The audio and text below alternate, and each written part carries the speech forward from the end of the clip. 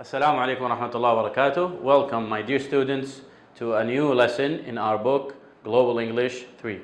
We will start with the it's the Unit 8, Lesson 4, and these are the page numbers as you can see in the learner's book and in the activity book. We start with the lesson objectives. Today's lesson, we are going to talk about words that are daily activities, days of the week. In the grammar section, we are going to talk about present continuous to talk about the future. So it is different from present continuous to talk about actions that are happening at the moment of speaking. So this is different. We're talking about actions that are happening in the future, future plans. In the reading section, we're going to talk about facts versus opinions. We talked about this before, so this is a reminder of what we talked about before. We're going to talk about facts, which are information, and opinions is what people think. And last, we are going to talk about the speaking section is describing plans and arranging meetings, inshallah ta'ala. So let's start with the first section. As you can see here, we have a table divided into days of the week. We have from Monday to Sunday, and we have two children. We have Tanya and David. Tanya is represented with the letter T in an orange circle, and we have David with the letter D in a blue circle. So Tanya and David are sister and brother. They are very busy children. Look at the family calendar, which is right here. Ask and answer questions about what Tanya and David are doing each day of the week. So we are going to use these speech bubbles to learn how to ask and answer using the present continuous to talk about future plans. All right? So let's begin with the first example they gave us in the speech bubble. What is Tanya doing on Monday? So we go to Monday. It's right there, the first one. Okay?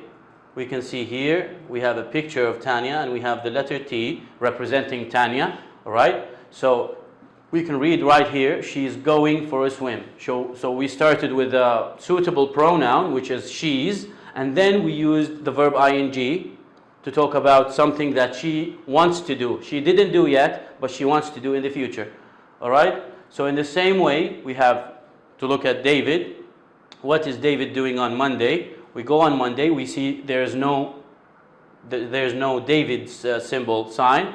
We don't have a picture of David, so we know he is not doing anything. All right? So in the same way, you and anyone at home, you can ask and answer each other about Tanya and David's calendar. You can choose days from this calendar and ask and answer in the same way. You can ask about both of them together. So you can see here on Friday, both of them are doing an activity. So we're going to ask about both of them together using the verb are. What are Tanya and David doing on Friday? Both of them. The answer will be with a pronoun there, they, because we're talking about two of them, plural. They're playing football. All right? So they're playing football. Similarly, you can ask and answer about these two children in the same way, choosing a different day of the week. Let's choose Thursday, for example. You can say, what is David doing on Thursday? You can see here, using the correct pronoun, the suitable appropriate pronoun, which is he, he's doing karate on Thursday. In the same way, you can, with the help of mom or dad, ask and answer using the present continuous, which is verb ing, to ask about future plans, something that will happen in the future. As you can see here in the language tip, use the verb to be, which is, am, are, and the verb ing. He is going for a swim. He is playing football. They are, for example, going for a walk, and so on. And look at the use of the word tomorrow to indicate that we're talking about the future, not about the present. In the same way here, you are going to choose a partner, partner A, partner B, and make up a conversation, ask and answer using these two questions. Are you doing anything on? Would you like to? You're suggesting an activity or a plan on a certain day. So here I made up this conversation. You can make one similar to it. You can read it easy. Hello, hi David. Are you doing anything on Friday? Yes, I am. I am playing football on Friday. So he's planning to play football. We're using the verb ing to indicate that. How about Monday? I'm free on Monday. So they're planning to do something together on Monday. Would you like to play with me? Yes, I would. Moving on real quick. Make a calendar for 1 week. Write activities on 3 days. Leave other days free. Here are some ideas. Going for a bike ride, shopping with mom, going for to grandpa's house. Don't show your calendar to your partner. Ask each other. Now you're going to play like a game with your partner at home. Make a calendar. Just fill in 3 days activities and the rest let them be free and ask and answer each other. I made up a chart myself here. Sunday, shopping with mom. Monday, doing nothing. Tuesday, visiting grandma. And Wednesday, doing nothing. Thursday, cleaning the house. Friday, nothing. Saturday, playing tennis, for example. And then I made up a conversation between two people just to let you know how you can do it. Are you doing anything on Saturday? Yes, I am. I'm playing tennis. What are you doing on Thursday? I'm cleaning the house. How about Friday? As you can see, Friday here is a free day. So I'm free on Friday. Let's meet then. Okay. In the same way, you can make a calendar yourself and your partner, whether your brother, your mom or dad, make a calendar for their own and then play this game. Here we have 3 children, Sylvia, Kay, and Alex. All 3 children are playing different sports. As you can see here, this girl is playing or doing karate. Kay is playing football or soccer. Alex is going for a walk or hiking. Now, we're going to read the speech bubbles real quick and try to match with the children. So number 1, who said it? Sylvia, Kay, or Alex? Let's see. Playing football is exciting and fun. Which one do you think? Walking makes your heart beat more quickly. Which one do you think? People do karate in many different countries. And so on. You're going to read all the speech bubbles and try to write the numbers on each picture. You can stop the video to try to do it yourself, but I gave you the answer anyways. So try to do it yourself and then check up the answer here. So Sylvia is doing, she's saying this and this. You can read it real quick. People do karate in many different countries. Doing karate is difficult. You will find it difficult too. So 3 and 4, Sylvia. Kay said 1 and 6. Playing football is exciting and fun.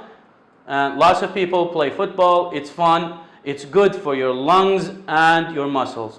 Last one is Alex. He said 2 and 5. You can read them real quick. Walking makes your heart beat more quickly. And number 5, I love going for walks.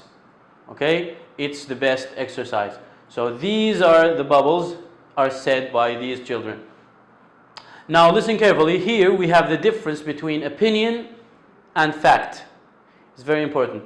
So an opinion is what one person thinks. So it's what you think or anybody else thinks. It's not something that is like the fact. A fact is a piece of information. It has to be correct 100%. Okay? So opinion is different. Let's see now. Read the sentences again. These 6 sentences. We're going to read them again and decide which ones are facts and which ones are opinions. Okay? Let's start with number 6. Lots of people play football. It's good for your lungs and your muscles. Do you think this is what one person thinks, or is scientifically proven that football is really good for your health? Here, this is very important, talking about fact versus opinion. A fact is a piece of information, so it's 100% correct, okay? And an opinion is what one person thinks. So what you think, what this person thinks, what your dad thinks, what your mom thinks, and what he loves, what he thinks is exciting or fun. All of these are opinions, they're not facts. Okay, here these 6 sentences or statements, we are going to label which ones are facts and which ones are opinions. Looking at the number 6, start from the last. Lots of people play football. Okay, it's good for your lungs and your muscles. So what do you think?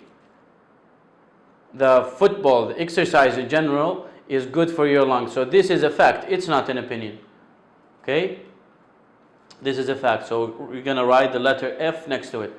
Let's go to the next one. People do karate in many different countries. This is a fact. Karate is a popular sport in many different countries. So this is a fact as well. Walking makes your heart beat more quickly. This is a fact as well. It is not what I think or you think or anybody else thinks. What everyone knows as a fact. So it's a fact. Number 5, I love going for walks. This is of course what Alex said.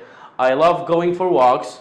It's the best exercise. So going for walks. He thinks he loves this. Maybe I don't love it. Maybe you don't love it. So this is his own opinion. It is not a fact. So be careful not to confuse the two. All right. Next one. Playing football is exciting and fun. This one. Doing karate is difficult. You will find it difficult too. So he finds it difficult. Sylvia finds it difficult. Maybe other people think it is an easy sport. They can learn very fast. So this can be an opinion.